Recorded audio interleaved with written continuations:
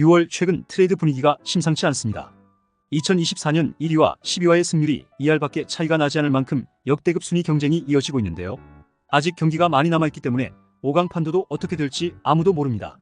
그러다 보니 꼴찌 키움 외에는 롯데, 한화, KT 등 하위권 팀들 또한 전력 보강을 통해 가을 야구 이상을 바라보고 있는 실정인데요.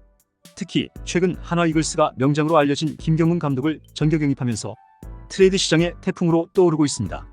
2024년 한화는 지금까지의 리빌딩 기조를 버리고 올 시즌은 류현진, 안치홍을 영입하며 가을 야구 이상을 바라보고 있습니다. 전문가들 또한 올해 한화는 5강 이상 전력이라는 평가를 내리기도 했습니다. 막강한 선발진을 바탕으로 시즌 초 1위로 올라가기도 했지만 현재 성적은 좋지 않습니다. 이를 해결하기 위해 한화는 극단의 조치로 감독을 교체하는 강수를 두게 되었습니다. 결국 두산과 NC를 잘 이끌었고 2008년 베이징 올림픽 전승, 우승의 신화를 쓴 김경문 감독을 영입하며 올 시즌 성적에 올인하겠다는 뜻을 드러내고 있습니다. 3년 20억 원이라는 거금을 들여 김경문 감독을 영입했고 한화의 성적에 포커스가 맞춰져 있는 만큼 프런트는 김 감독이 원하는 야구를 위해 모든 방법을 동원할 가능성이 크다고 합니다.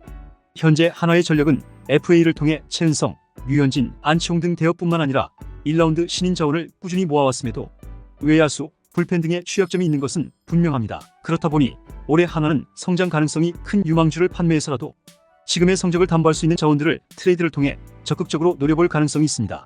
특히 한화의 취약점인 중견수는 시즌 초부터 트레이드를 위해 움직이고 있는데요. 삼성의 김성윤, 김현준 그리고 LG의 박혜민, KT의 배정대 등 여러 선수들을 트레이드 물망에 올리기도 했으나 실패했죠. 김경문 감독이 취임함에 따라 한동안 조용했던 한화발 트레이드 시장이 다시 한번 요동치고 있습니다. 한화가 올해 성적을 내기 위해서는 핵심 주전 선수를 보내지 않으면서 상대팀 핵심급 선수를 데리고 와야 하는데 그러기 위해서 2023 전체 1순위로 지명된 김서현을 트레이드 매물로 내놓으려고 하고 있습니다. 김서현은 160km를 던지는 투수로 메이저 리그의 스카우터들 사이에서도 높은 평가를 받은 만큼 잠재력만큼은 최고라 할 수 있는 투수입니다. 우선 삼성과의 트레이드는 김성윤 선수의 부상으로 인해 트레이드가 무산될 것으로 보입니다. 김현준과의 트레이드도 이야기가 나왔지만 김현준이 최근 부진하면서 당장 전력을 끌어올릴 수 있는 선수를 원하는 한화와의 트레이드는 쉽지 않을 것으로 보입니다. 현재 한화에서 가장 탐내는 선수로는 LG의 박혜민 선수가 있습니다. 김서현과의 1대1 트레이드를 요청했으나 LG에서 거절했다는 이야기가 있죠. 최근에는 김서현의 1라운드 지명권까지 얹어 트레이드를 추진한다는 이야기까지 나오고 있습니다.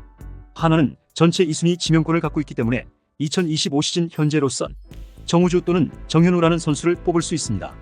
이 정도면 LG로서도 솔깃한 제안이 아닐까 합니다. 하지만 박혜민은 올해 우승을 노리는 LG에서도 타격, 수비, 주로 모든 면에서 좋은 모습을 보이는 핵심 선수 중 한 명인 만큼 트레이드는 쉽지 않아 보입니다. 최근은 KT 위즈의 배정대 또는 김민혁 선수가 트레이드 매물로 이야기 나오고 있는데요. KT 위즈 또한 최근 좋지 않은 성적으로 과감한 트레이드로 분위기 반전을 이끌어 볼 수도 있습니다. 한화는 불펜 또한 보강이 필요한 상황입니다. 마무리 주연상과 최근 필승조로 활약하고 있는 이민우 외에는 믿고 맡길 만한 투수가 없는 상황입니다. 박상원, 김범수, 한승혁 같은 선수들이 부진하면서 필승조로 믿고 맡길 만한 안정적인 불펜 영입이 필요합니다. 그러다 보니 올해 리빌딩 기조를 앞세우고 있는 키움과의 트레이드 이야기가 나오고 있는데요. 트레이드로 언급되는 인물로는 키움의 조상우가 꼽히고 있습니다. 조상우는 한화뿐만 아니라 불펜이 부족한 여러 팀에서 조상우를 트레이드하기 위해 물망에 올리고 있다는 말들이 나오고 있습니다. 조상우를 영입하기 위해 핵심 주전 선수를 트레이드 매물로 사용하지 않아도 유망주급으로 트레이드가 가능하기 때문입니다. 물론 조상우가 현재 군입대 전만큼의 압도적인 활약을 보여주고 있지는 못합니다. 그리고 2025년 이후 조상우는 FA가 됩니다. 하지만 6월 이후 불펜의 체력이 떨어지는 지금 올해 성적을 내야 되는 상위권 팀에서는 1이닝을 믿고 맡길 불펜 한 명이 아쉬운 상황이기 때문에 트레이드 매물로의 조상우의 가치가 계속해서 올라가고 있는 상황입니다.